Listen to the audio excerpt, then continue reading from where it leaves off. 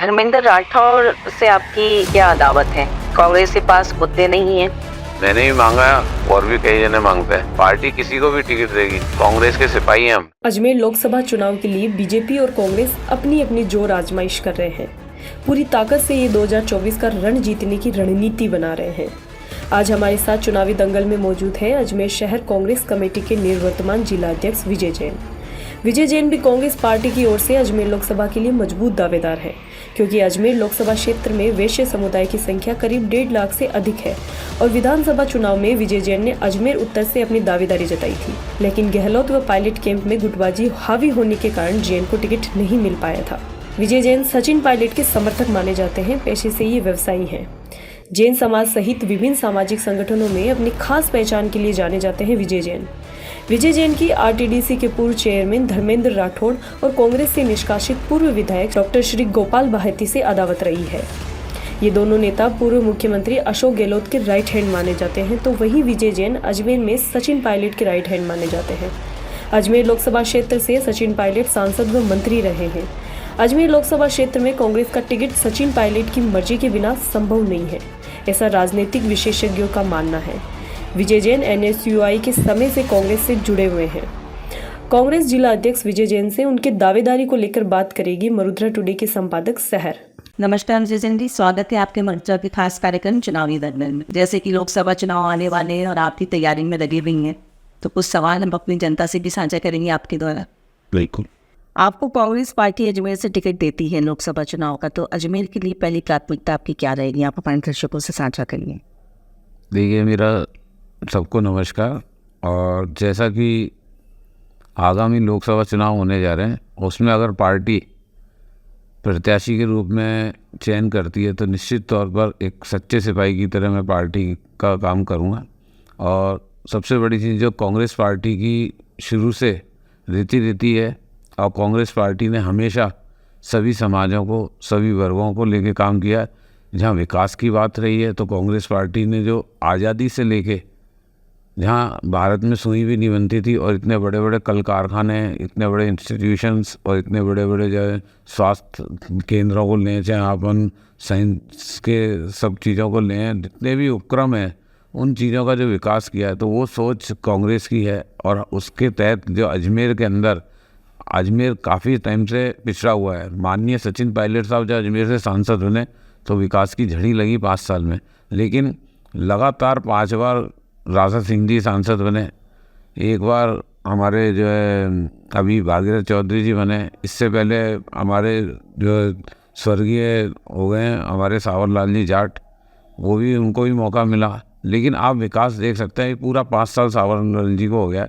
अगर इनको हमारे भागीरथ चौधरी जी को हो गया, भागीरथ चौधरी जी ने 5 साल में एक भी काम वो बता दें कि अगर एक भी काम उन्होंने कोई ऐसा किया हो अजमेर ज़िले के लिए, जबकि वो किशनगढ़ से बिलोंग करते हैं। एक मार्बल की नगरी है, औद्योगिक नगरी है किशनगढ़, लेकिन अजमेर में उद्योग के लिए उन्होंने क्या प्रयास किए कि अजमेर में, जहाँ पहले पूर्व में जब वसुंधरा जी की सरकार थी भाजपा की, उस वक्त जो है सेरेमिक हब बनाने की बात अजमेर को हुई थी।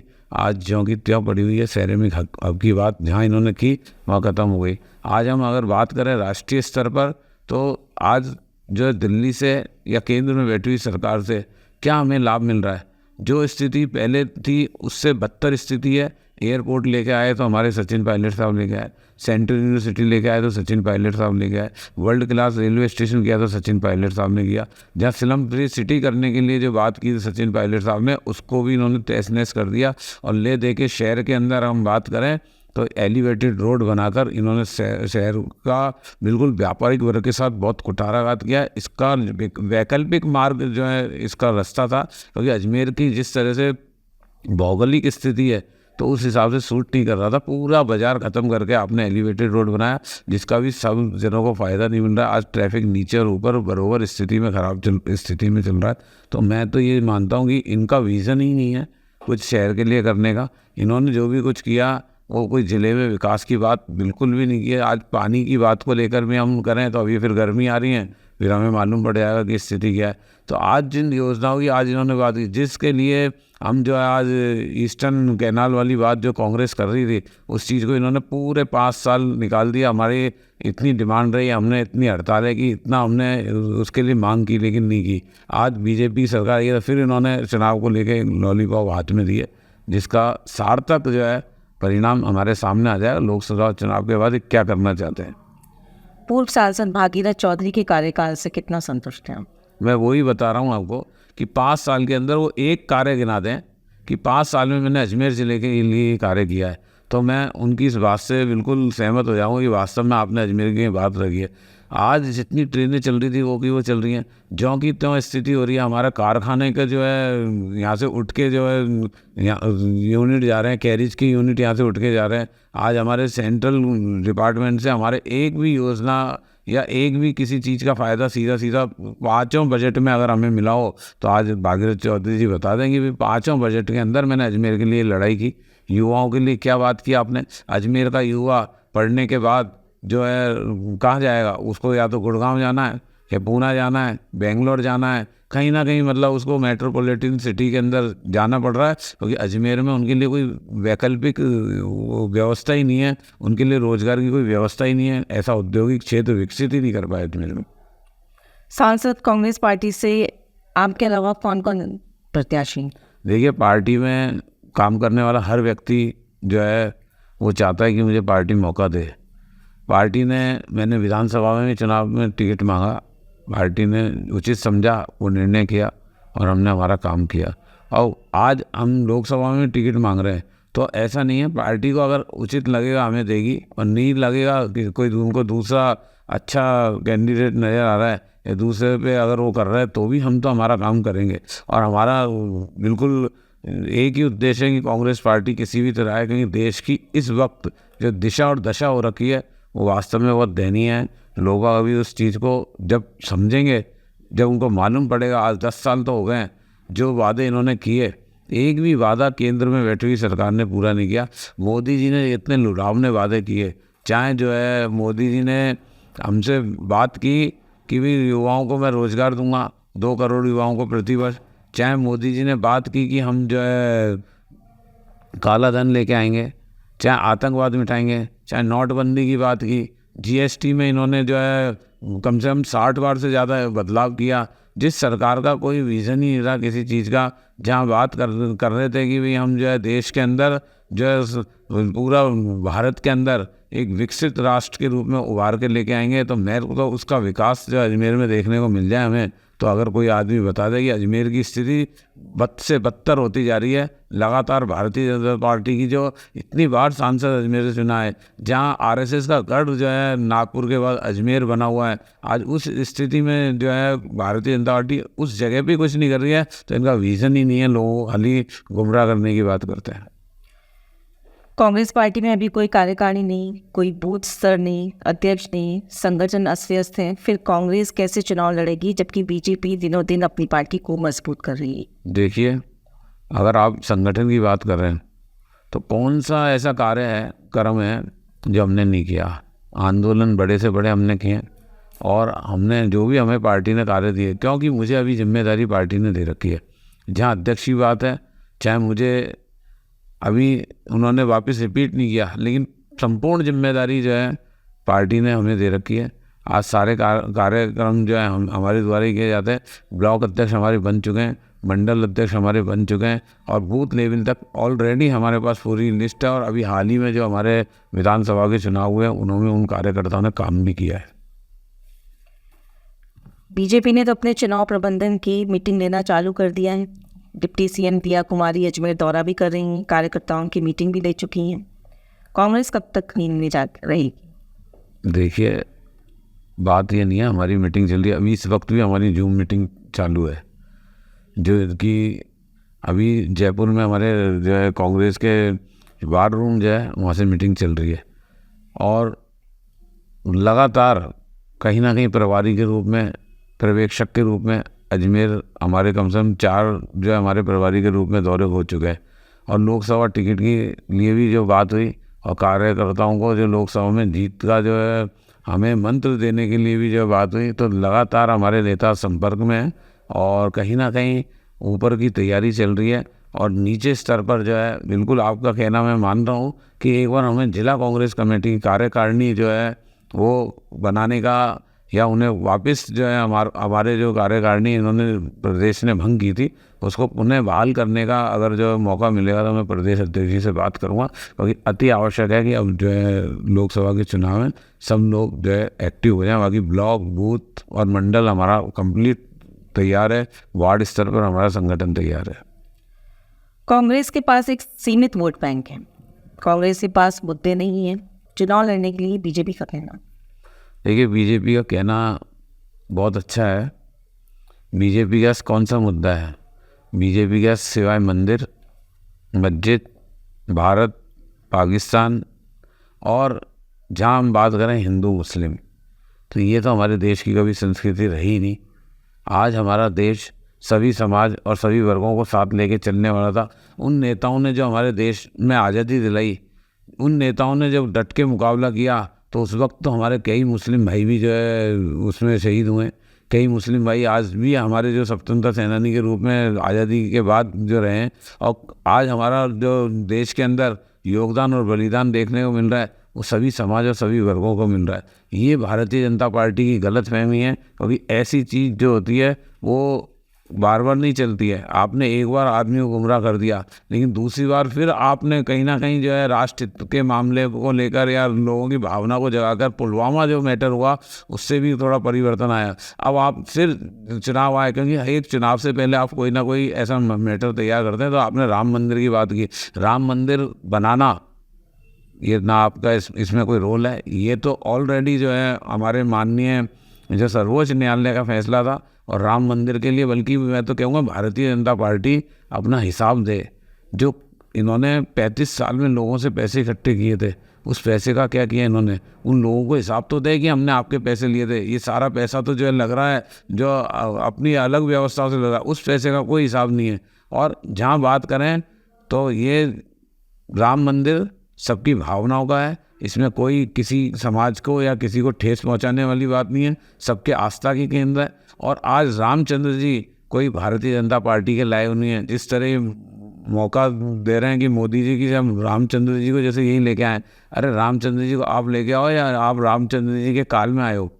आप तो इस चीज़ को देखें कि भगवान जो है सबके होते हैं, महापुरुष सबके होते हैं, और कोई भी अगर देश के अंदर ऐसा पुरुष है वो किसी व्यक्ति विशेष का नहीं होता है।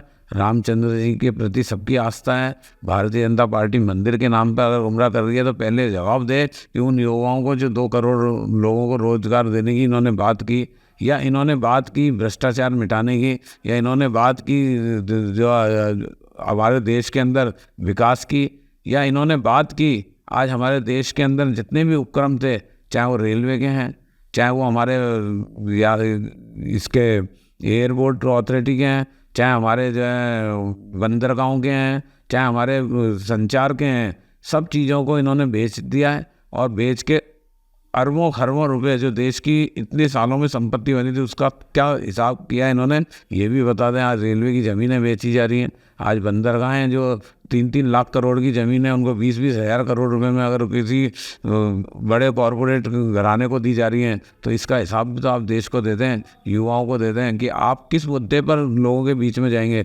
खाली हम जो है हिंदू मुस्लिम की बात करके, देश के विकास को गौन करके, देश में असामाजिकता फैला के और देश के अंदर भाई को भाई से लड़ाकर अगर चुनाव लड़ना चाहते हैं तो ये नीति ज़्यादा दिन नहीं चलने वाली है। धर्मेंद्र राठौर से आपकी क्या दावत है? कांग्रेस की मीटिंग में हंगामे भी हुई, धक्का मुक्की भी हुई। देखिए, ऐसा कुछ नहीं है, ये तो पार्टी है, और जितनी बड़ी पार्टी कांग्रेस है उतनी बड़ी पार्टी अभी देश के अंदर कोई नहीं है, और सबसे पुरानी पार्टी भी कांग्रेस पार्टी है। जहाँ कार्यकर्ताओं के अंदर हर कार्यक्रम के लेके उमंग होती है, तो वहाँ मेरी कोई व्यक्तिगत रूप से तो ना तो धर्मेंद्र जी से ना किसी से भी मेरी व्यक्तिगत रूप से कोई भी झगड़ा नहीं हुआ है। और जहाँ कार्यकर्ताओं की बात हुई तो मैं कार्यकर्ताओं के साथ हूँ। नेता कोई भी आएगा उसका सम्मान है, लेकिन ऐसा कभी भी नहीं है कि हम जो है कांग्रेस पार्टी के अंदर आपस में विवाद को परमानेंट लेके चलते हैं। ये विवाद तो एक तनिक जो है उस मीटिंग का विवाद था, तो उस मीटिंग के साथ समाप्त हो जाता है। आपके विचार से भारत का प्रधानमंत्री कौन होना चाहिए? देखिए, हमारे प्रधानमंत्री तो जो है निश्चित तौर पर जनता चुनेगी, लेकिन हमारे कांग्रेस के प्रधानमंत्री राहुल गांधी जी, आप उनको मौका दें राहुल गांधी जी को, तो निश्चित तौर पर मालूम पड़ जाएगा। जो राहुल गांधी जी आज संसद से लेके सड़क तक लड़ाई लड़ रहे हैं, जो न्याय की बात पे लड़ाई कर रहे हैं, भारत जोड़ो की जिन्होंने यात्रा निकाली, जो लोगों का अपार समर्थन था, वो सब देखे नहीं। आदमी कुछ चीज़ को देख के तो बौखलाहट हुई है केंद्र में बैठी हुई सरकार को। राहुल गांधी जी की जो इंटेलिजेंसी है, उन्होंने जो देश के लिए उनका विज़न है, उस चीज़ को गुमराह करने के लिए सोशल मीडिया पे या अलग अलग तरीके से नई तरीके से लोगों को गुमराह कर रहे हैं। राहुल गांधी जी को मौका मिलेगा तो मैं मानता हूँ बहुत अच्छी, जिस तरह हमारे इंदिरा जी या राजीव जी या हमारे पूर्व जो हमारे प्रधानमंत्री ने जवाहरलाल नेहरू जी, जितने भी हमारे प्रधानमंत्री रहे, चाहे नरसिम्हा राव जी रहे, मनमोहन सिंह जी रहे, उन्होंने जो देश के अंदर किया है वो आज भी लोगों को याद है। और राहुल गांधी जी बन गए तो वो भी एक इतिहास होगा कि देश के अंदर युवाओं को और देश के विकास को लेकर जो उनका विज़न है वो आपको बिल्कुल जो है धरातल पे दिखेगा। राजस्थान में इस बार कांग्रेस कितनी सीटों से जीतेगी, क्या अनुमान लगाते हैं आप? देखिए, जीतना हम तो ये कहेंगे कि सारी सीटें जो हमारी आएंगी, लेकिन वास्तविकता यह है कि जब जो परिस्थिति होती है वो दिख जाती है। और अभी लोग समझ चुके हैं और भारतीय जनता पार्टी की मूल चीज़ को समझ चुके हैं कि इन्होंने जो बातें की वो कुछ पूरी नहीं, क्योंकि अभी भी जो हमारे सरकार आने में कोई कमी नहीं थी। कहीं ना कहीं हम भी इस चीज़ को लेके शुभ जाएँ कि जो लोग बागों का इतना अपार समर्थन था, तो कहीं ईवीएम की खराबी भी हो सकती है, कहीं लोगों को जो है इन्होंने गुमराह करने की जो बात थी वो भी हो सकती है। क्योंकि युवाओं को जिस तरह ये डाइवर्ट कर रहे हैं, उस तरह से हम बिल्कुल मानते हैं कि वो आने वाले समय के लिए देश के हित में नहीं है। देश के लिए जो है वो कहीं ना कहीं वो नुकसान पहुंचाने वाली बात है। और उसका आगामी समय में जो लोग इसको समझेंगे और उसका जवाब देने के लिए लोग बिल्कुल तैयार बैठे हैं। बीजेपी के आर्टिकल 370 राम मंदिर मोदी को चेहरा लेकर चुनावी मैदान में उतरेगी, कांग्रेस कैसे मुकाबला करे? देखिए, मैं अभी आपसे ये बात बोल चुका हूँ कि राम मंदिर वाली बात मैंने आपको बता दी। राम मंदिर वाली बात लोग समझते हैं, राम मंदिर तो बनना ही था। इसमें मोदी जी ने क्या किया है या भारतीय जनता पार्टी ने क्या किया है? राम मंदिर बनना ही था, ये सर्वोच्च न्यायालय का फैसला था। साथ में राम मंदिर को आज का मिशन, आपने कितने चुनाव लड़ लिए जिसमें आपने राम को कहाँ बेचेंगे, आप राम को कहाँ बेचेंगे? आगे वाले समय में आप धर्म के नाम पर कितनी राजनीति करेंगे?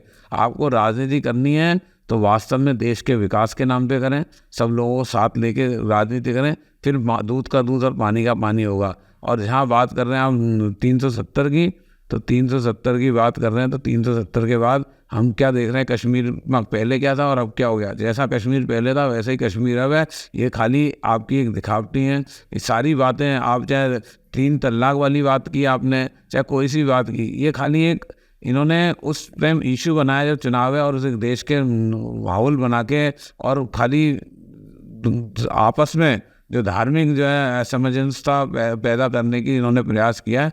बाकी हकीकत यह है कि हर चीज़ और हर धर्म, हर मजहब जो अपना अपना सम्मान करते हुए हमेशा जो है अपने धर्म के हिसाब से, क्योंकि भारत एक ऐसा देश रहा जिसमें सभी धर्मों का और सभी संस्कृतियों का सम्मान रहा है। तो मैं तो यही चाहूँगा कि इसमें सभी जने भाईचारा बना रहे, सब मिलजुल कर रहें और सब अपने अपने धर्म के हिसाब से अपनी धार्मिक क्रियाएं करें, लेकिन हम सब एक हैं, इस चीज़ का नारा रहे। मरुदा टुडे के जरिए अजमेर के लोकसभा मतदाताओं को आप क्या संदेश देना चाहेंगे? देखिए, मरुदा टुडे ने आज मेरे को मौका दिया आपके बीच में आने का। पहले तो मैं इनका बहुत बहुत आभार और धन्यवाद, साधुवाद प्रेषित करता हूँ।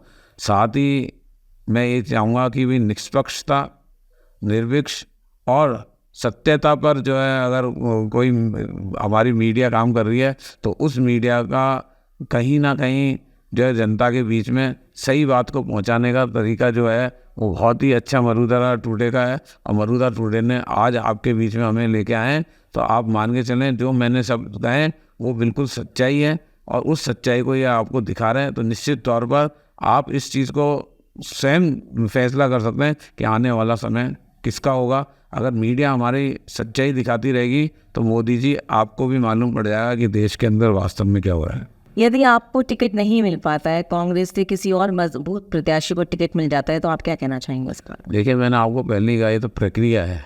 मैंने भी मांगा और भी कई जने मांगते हैं। पार्टी किसी को भी टिकट देगी, कांग्रेस के सिपाही हैं हम। आज मैं 35 साल से कांग्रेस में काम कर रहा हूँ। मैं कांग्रेस में 35 साल से NSY से लेकर लगातार मैंने काम किया। NSY हो, चाहे यूथ कांग्रेस हो, चाहे हमारे उपभोक्ता प्रकोष्ठ के अध्यक्ष का पद भी मुझे मिला और ब्लॉक अध्यक्ष भी मैं 2 बार बना। जिला कांग्रेस कमेटी का उपाध्यक्ष भी बना। जिला कांग्रेस कमेटी का अध्यक्ष रहते हुए मुझे 8 साल पूर्ण हो चुके हैं और पार्टी ने मुझे इतना सब कुछ दिया। अगर पार्टी मुझे कोई मौका देगी तो मैं अच्छा काम करूँगा, नहीं देगी तो मैं जिसको देगी उसके लिए काम करूँगा। धन्यवाद आपका बहुत बहुत। मरुधरा की पूरी टीम की तरफ से आपको बधाई। आप अजमेर लोकसभा से टिकट लें और विजयी हो, ये हमारी शुभकामनाएं। धन्यवाद।